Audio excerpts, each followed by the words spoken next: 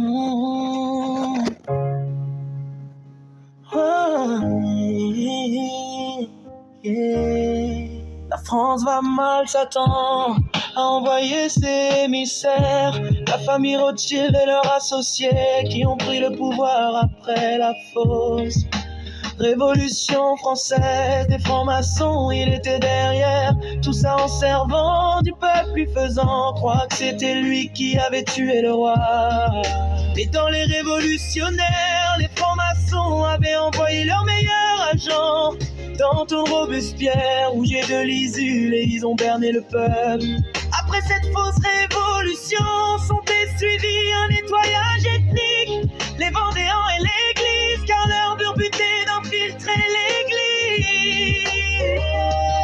Commencer à la détruire et pourrir de l'intérieur, on voit les résultats, maintenant ils ont ramené leurs croyances. Le LGBTisme, on a inversé les valeurs, le bien est devenu le mal, le bien ont placé leurs meilleurs pantins à la tête du pays. On crée tous les partis politiques pour la division du peuple qui croit.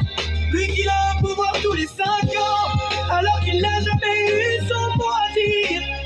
On lui a toujours fait croire et ils ont besoin que le peuple croit pour que l'arnaque se déroule. Si le peuple arrive et souverain, jamais on lui creusera la gueule avec des nouvelles taxes, nouveaux impôts, nouvelles lois. Ils ont fait pire que l'époque des rois et le peuple anesthésié n'y voit que du feu, se laisse berner endormi par les nouvelles technologies créées pour l'endormir.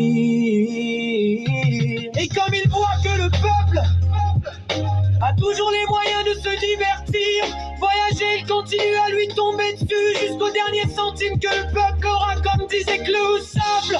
Vous posséderez plus rien et vous serez heureux, car ce sont eux ceux qui tiennent le monde, qui créent les révolutions pour entraîner le peuple dedans.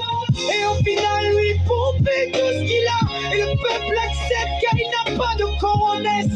Et le marionnettiste qui tient les ficelles l'a compris, il a 2 siècles d'avance sur le peuple qui lui vit pour survivre et se taire.